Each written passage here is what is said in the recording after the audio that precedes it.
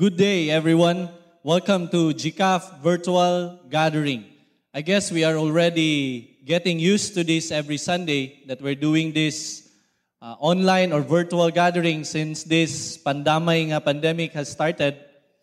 But for this Sunday, this is something new to me because this is my first time to speak in front of these empty chairs with all these lights and cameras instead of live audience, seeing wonderful smiles of familiar and new faces here in front. But in any way, life must go on. Our worship gathering must go on. But I'd like to praise and thank God for the leadership of GCAF. Know that in the nick of time, just a few weeks or months before these restrictions of mass gathering has started, we were able to invest into hosting this kind of gathering by investing in buying equipments and hiring people to be able to record our worship gatherings so that we will be able to worship together in our respective homes as one family in the body of Christ. Now for this morning, we are still in the book of Matthew, and we are gearing towards the last chapters of this book. And so for this morning, our text is found in Matthew chapter 21, verses 18 to 22. In the morning, as Jesus was returning to Jerusalem, he was hungry, and he noticed a fig tree beside the road. He went over to see if there were any figs, but there were only leaves. Then he said to it, "May you never bear fruit again." And immediately the fig tree withered up. The disciples were amazed when they saw this and asked, "How did the fig tree wither so quickly?" Then Jesus told them, "I tell you the truth, if you have faith and don't doubt, you can do things like this and much more. You can even say to this mountain, 'May you be lifted up and thrown into the sea,' and it will happen. You can pray for anything, and if you have faith, you will receive it." But before we continue, shall we bow down for a short prayer? Father in heaven, we praise and thank you for this beautiful Sunday that you have given us. We thank you, Lord, for the life that you have given us. We thank you, Lord, for every blessing that we continue to enjoy today. And we thank you, Lord God, that despite all these restrictions, we can still continue to worship you, O God, in our respective homes. Lord, I pray that you will bless, O God, your word, O Lord, that we will be pondering upon today. I pray, Lord, that you will work in our hearts and allow us, Lord God, to understand, Lord, what you want us to understand from your word, O God. In Jesus' name we pray. Amen. Chapter 22 started with Jesus riding on a donkey entering Jerusalem. Jerusalem as the city of the great king, the center of Israel's religious or spiritual life and messianic hope. Now upon entering Jerusalem, Jesus was directed immediately to the temple. But I believe, together with his disciples and his companions, before they were able to enter the temple, they were able to see what was going on outside. Seeing all these people coming in and out from the temple. And at first glance, this might give them or give us a first impression that it seems that it's a good sign that people are going inside and outside the temple, that it's busy out there. But when finally Jesus, when he entered the temple and saw what was happening inside, this gave him the idea or have concluded the real situation, the spiritual condition of Jerusalem as well as the whole nation of Israel. When he saw that instead of praying and worshiping inside the temple, the people were merely doing earthly business, buying and selling animals for sacrifice, money changing. No, Pastor David last Sunday, elaborated this and why this thing happened inside the temple. This is a result of abuse. They abused the chance or the thing that they were doing.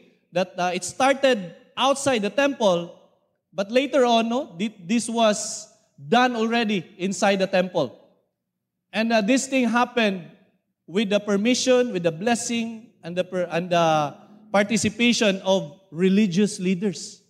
Can you imagine a church turned into a Kogon market, or mas social, turned into a stock market center, wherein people are so noisy, so busy doing earthly business instead of praying and worshiping God.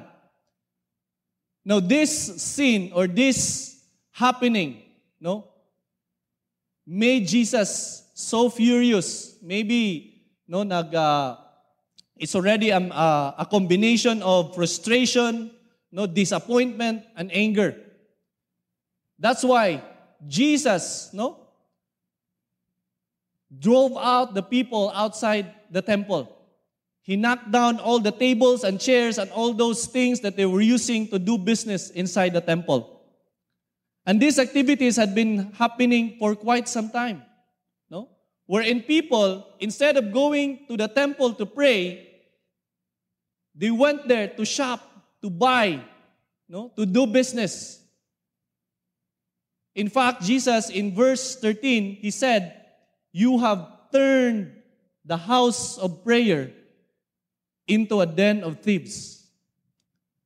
Now, in other words, Jesus was expressing His anger, His frustration, at religious people, seemingly religious people, yet without substance, without this important substance in their life, which is salvation. Salvation through faith in Christ Jesus. Now, having this in mind, Jesus wanted to convey this message to His disciples. The message of conveying that what's the real spiritual condition of Israel, which is without the important substance of having faith in Him that leads to salvation, that will allow them to bear fruit. And so the next morning, Jesus found an appropriate object, for Him to convey this message. And this was through this fig tree, that He saw along the way. Now, why the fig tree? Maybe, like me, when I first encountered this passage, why of all the tree during that time, it was the fig tree that Jesus found as appropriate object. So I believe it's not only the fig tree that He saw along the way. Now, to give you a little background of what a fig tree is, thanks to my wife who is a certified plantita, who happens to be one of the many victims, of the effects of pandemic during this time, especially during the last 2 to 3 months, this tanom ang kaang na wave sa pandemic. I believe this is the 4th wave, The first wave was Face Up, Face Up, TikTok, and then this one, tanom og kaang. Now, in fairness to my wife, she's already into tanom and kaang way back before pa, years before pa when this pandemic has started. But during this time, sa pandemic, mas na grabe pa ang iyahang gana, when it comes to tanom and kaang. That's why, one of his sought-after plant nga gusto niya makuha or matanom is this fig tree. And I was so shocked, to learn that I thought before that fig tree only is found in the Middle East, It never came into my mind that there's a fig tree in the Philippines. Much to my surprise when she told me that there is a fig tree in one of our neighbor's house. So it became one of the topic in one of our conversation. And plus, I did some research. I found out that a fig tree, especially during the time of Jesus, is a symbol of blessing and prosperity. It's one of the most common fruit-bearing tree during the time of Jesus. I believe because of the usefulness of its fruit. Because a fig tree, its fruit is very nutritious. It's considered to be a good source of antioxidants. Potassium, calcium, magnesium, iron, and even copper. Okay? And unlike any other fruit-bearing tree, that bears only one time lang, that they will bear fruit in every season, a fig tree actually bears fruit twice a year. First, in the months of May and June, and then second is in the last month of the year. Okay? And aside from this, for a fig tree, what comes out first is the fruit or the fruits. And then comes out the leaves. So before a fig tree can bear fruits, okay, the leaves will wither first, malaya. And then when the leaves are already gone, then sprout, come out the fruits. And then after the fruit is already starting to mature, then the leaves will come out. So when you see a fig tree that has so many leaves, it simply tells us, or it simply tells you that there are already fruits in it. Aha! That is why that morning when Jesus saw that fig tree with so many leaves, it was but natural for him and for any other man, to see a fig tree with many leaves, to expect that there are already fruits in it, or at least a fruit in it. But the story tells us that when Jesus was trying to look for a fruit, he could not find even a single fruit. Okay? And this human side of Jesus, a hungry Jesus, looking for some fruit, to fill in his stomach, a hungry stomach, made him, furious or not disappointed to see that there was no fruit in it, that he cursed the fig tree.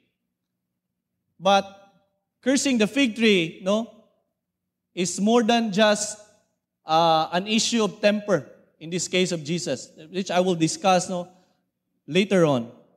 But this human side of Jesus, I and all the husbands out there, and maybe all men for that matter, can relate.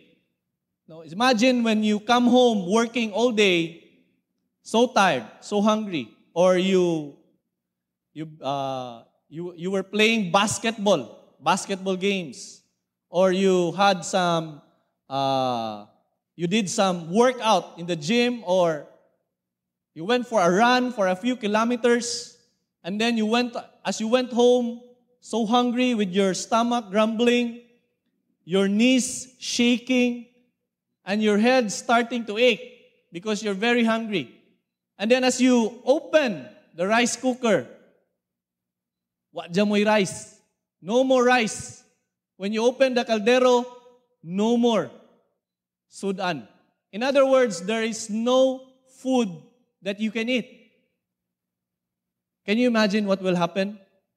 What will you do to your wife whom you expected to prepare the food for you? Okay, probably for me, I will give my wife a kiss of death. You know what? I'm guilty here, I must admit that my stomach is my Achilles, my weakness. To be honest, it's just one of my many weaknesses.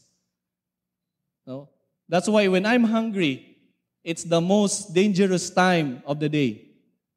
But in the case of Jesus, cursing the fig tree, like what I said a while ago, it was not an issue of temper, but a symbolic act of demonstrating that God's creatures, everything that God has created, must produce that for which they were created. In other words, we are expected, as creatures of God, to serve our purpose. And what is our purpose? To glorify Him. And what is the best way to glorify Him? To obey Him and to do what He commands us to do. And one of His greatest command or the greatest commission is to make disciples. Now that fig tree is also symbolic of Israel. The leaves of the fig tree symbolizes Israel's religious activities that are so rich, so many. No? And the fruitlessness of that fig tree equally symbolizes Israel's spiritual condition, which is also fruitless.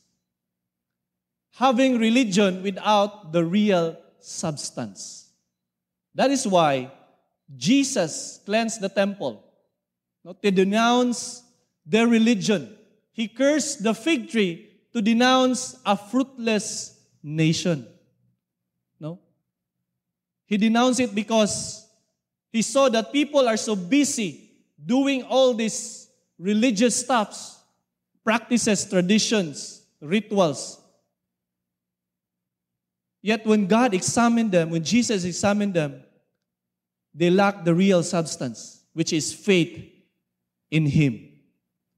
Now, what does this message mean to us this present time? This event took place more than 2,000 years ago. But I believe that the message of God, His Word, knows no time boundaries. That is always reliable, trustworthy. It is always significant. It is always applicable in our lives. That's why I believe that this message reminds us to evaluate ourselves in light of His Word, especially those who call themselves Christians, believers, followers of Christ. If you are really who you claim to be. Ask your question, if you are indeed bearing fruit that Jesus is expecting His believers, His followers, His creatures, to bear. Ask yourself, if you truly have this faith in Him that brings forth salvation, that allows you to bear fruit. And this fruit, many times in the Bible, especially in the gospel books, that Jesus used fruit as an indicator of salvation. Salvation, fruit, salvation. That if you are truly saved, then it is but natural for you to bear fruit. If you can see that this person is indeed bearing the fruit that glorifies God, that simply tells that this person is definitely having this salvation in his life. Now, in the book of Matthew, chapter 7, in the Sermon of the Mount, He said, "By their fruit you shall know them." According to Jesus, you can identify from those people who are claiming to be His followers, you can identify the true followers of the Lord Jesus Christ by the fruit that they bear. A few chapters later, in chapter 13, in the parable of the four soils, Jesus said, the good soil is recognized by what? By the fruit that it produces. And in the book of John, chapter 15, verse 5, it says there, every branch that abides in me, brings forth much what? Much fruit. Again, and again. Jesus used fruit, as an indication as manifestation of true salvation. No wonder Jesus cursed that fig tree that symbolizes Israel, no? That has no fruits, only leaves. The leaves that represents its religious activities. So many, so rich. Okay? Practices, traditions, okay? Rituals. Yet they did not believe the real Savior, and that is the Lord Jesus Christ. No, people were so concerned of their religious activities, no? The things that they do, okay? The things that they do, I think there's nothing wrong with that, the good things that we do. But if these things that we do, the good things that we do, is not founded, or it's not coming from this faith in the Lord Jesus Christ, no, that brings forth salvation in us, then all of these rituals, practices, will all amount to nothing. No? It will not stand, no, in the presence of the Lord Jesus. No, Jesus, during this event, during this time, was getting nearer in accomplishing His messianic mission, which is the redemption of humanity, or to save, no, humanity. That's why Jesus once again put emphasis on the very foundation of salvation, which is to have faith in Him, and He qualifies this faith. No, not everyone who says that they have this faith, but He qualifies this faith and those who possess this faith by what? By the fruit that they bear. Then in verse 21 to 22, Jesus then transitions to teach His disciples what this faith, what this faith that He was talking about that brings forth salvation can do to them.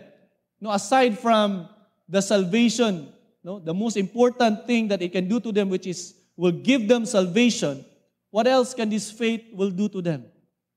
He simply tells them, no, that if you have faith and not doubt, the same as you have faith in me and not doubt me, then you can tell this mountain to be moved, and it will be moved. And you can ask anything in prayer, and you will have it. Now, many people consider this as one-time, big-time promise that they always use, no, as they get back to God when they don't receive what they ask for. And then they will get back at God as if God owes them something.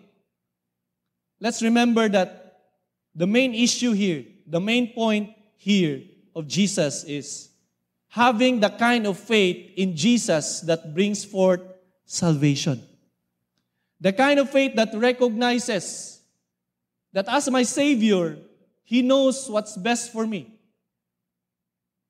That He has a wonderful plan for me, that His will is always good, pleasing, and perfect for me. Part of the fruit that a truly saved person will bear in his life, no, is submission to the will of God. What Jesus was actually saying is that if you truly believe in me, then you will learn to align your will into my will. And when that happens, when your will is aligned into His will, then surely, no, there is nothing that you will ask that He will not give. Why? Because His will has become your will, and your will is already His will. So when you tell a mountain, this mountain to be moved, surely it will be moved. In His time, in His way, in His power, and in His provision.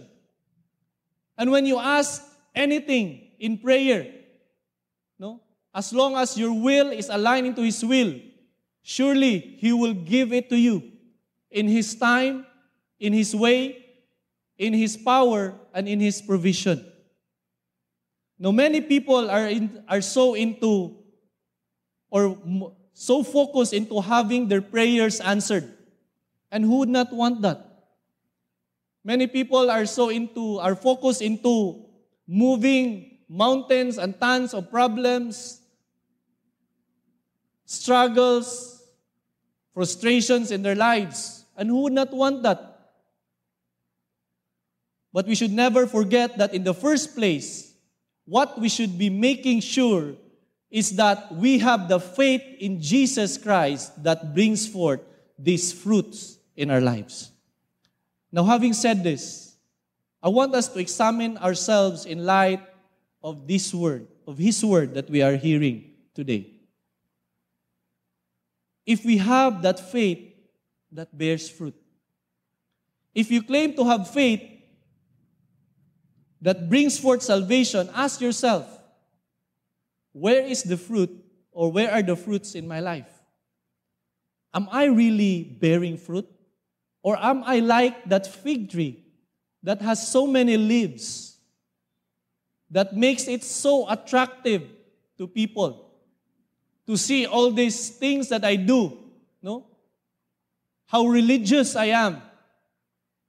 Yet, reality is there is no fruit that comes out from me because I lack that substance that Jesus was looking for, that faith in Him, no?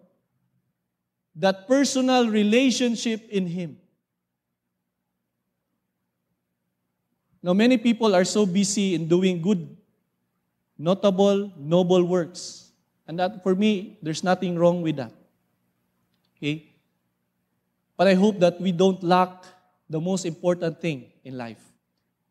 And this good, notable, noble work should be the fruit of that salvation that has taken place in our lives. Maybe for some, there is no question that you are indeed bearing fruit, or you were bearing fruit in your life. But somehow, along the way, things happen. Some painful, not so nice experiences that allowed us to move one step backward at first, then later on many steps backward na. That has caused us to pause in producing fruit. Yes, there is a question of are you bearing fruit? But I would like to go further by asking this question, are you continually bearing fruit? Or are you allowing circumstances in your life, to stop you from bearing fruit? You know what? This pandemic that we are continually experiencing right now has caused us a lot. Personally, as a family, as a church, as a country, and the whole world is losing a lot to this pandemic. This pandemic has caused us fear, to fear for our lives, for our health, for our safety. That's why, restrictions were implemented. Okay? Our movements, our activities were limited. Our potentials and opportunities were limited as well. That is why we stopped meeting here physically every Wednesday, every Sunday, and we stopped also meeting in our weekly wider group. Okay? You know what? When these things started, these restrictions started, I was really sad. Okay? Because I really miss the fellowship. I really miss the people that I used to fellowship with every week, every Sunday. Okay? I miss the worship here physically, with our praise and worship team that are so equally gifted. I miss to see the smiles of people. But honestly, after a few weeks, I started to feel comfortable about what's happening. And it's more comfortable actually, and relaxing. You know why? every Sunday, you don't have to hurry. No? You don't have to hurry to prepare yourself, and you don't have to raise your voice for your spouse, for your wife, for your husband, for your children, to hurry so that you will not be late. No? You don't have to worry about being late, especially katong sa mga sigig ka late every Sunday. No? There's no more late anymore. Because you can just turn on the TV, your cell phone, no? In your most convenient time, and you can join the the worship gathering. Okay? If it's starting already, you're not yet ready, you can just pause it. You can sit down in your couch, in your dining table, with your coffee, with your cold drinks, with your whatever you want to eat while worship gathering. Now, many people are doing that. Isn't it very comfortable? And I started to feel that. No? Like all those businesses who are benefiting from this pandemic, no? That during this pandemic, their businesses boomed. No? Their sales tripled, quadrupled. And I can hear them saying, pandemic pa more. No? Wala masad ko na kaingunana, but I'm starting to feel the comfort. And I'm so relaxed every Sunday. And for those wider group leaders, no, that are sacrificing 1 or 2 nights every week for their wider groups, for their IDM, okay? Isn't it very comfortable and relaxing that we are not meeting anymore physically every week? You don't have to force yourself during those times that you are so tired, that you are so stressed, and yet you have to think about the wider group, the lesson, and you have to fix yourself, Many times you are not in good terms with your spouse, but you need to be reconciled because it's wider group. Now, no more wider group, so you can quarrel pa more, You don't have to force to be reconciled. You don't have to prepare food for the group and then nobody will come. No more stress like that. Isn't it comfortable? Especially for the servant leaders. But you know what? In one of those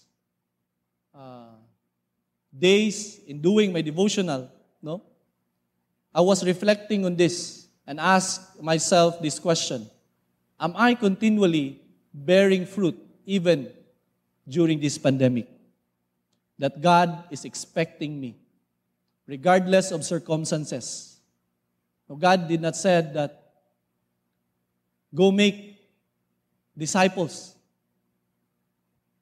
only when there's no pandemic. If there's pandemic, then don't make disciples. No? God did not mention any restrictions or any circumstances that could prevent us from doing what He wants us to do. Or am I continually bearing fruit during this pandemic? Or am I just using this COVID-19 as a perfect excuse not to? Okay? Have you asked yourself this question? If not, then this is the time to ask yourself a question. Am I using this pandemic as a perfect excuse? Because you know what? Nobody will dare to challenge you if you use COVID-19 as an excuse not to do what people want you to do. Sir, I cannot report because I am locked down. No question. Sir, I am late because I went through these checkpoints. No more question. You know what? I cannot meet this Saturday, this Wednesday or this Friday in our wider groups. I cannot meet them because I'm afraid that I might get infected with the virus. Oh, nobody will argue with you. Okay? But somehow I ask this question to myself. Is it really not possible? Or am I just making this as an excuse? And so this hit me where I should be, right in my heart. When I realized that indeed, no, when this pandemic has started, maybe 1 or 2 months, I have not met my IDM. And all these wider groups that I used to join and to supervise, to look after, were not meeting anymore. You know what? I realized that I am starting to fall, if not I have fallen already, into this trap of making this pandemic as an excuse of my laziness, of my stubbornness in doing what God wants me to do. And so individually, as a family, as a church, we need to ask ourselves this question, no? Are we really fearing for our lives, for our safety? Or if we just became so comfortable already, hiding behind this pandemic?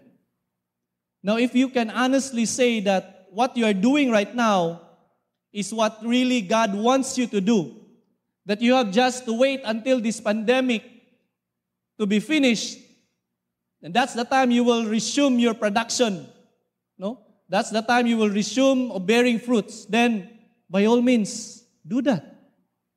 But if it's not, I hope and I pray that by God's grace, wisdom, guidance, and enlightenment, that we will be able to find a way that we can get back on track, no?